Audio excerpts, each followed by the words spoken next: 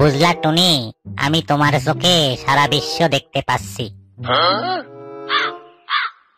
আমার গরুটারে কাল থেকে খুঁজা পাইতাছি নে, দেখেন তো দেখতে পান কিনা।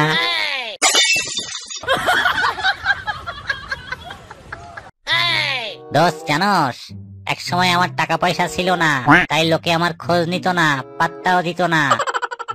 তারপর কি হইল? তারপর আর কি, আমি অনেকের কাছে টাকা ধার নিলাম, এখন সবাই আমারে খুঁজা বেড়ায়।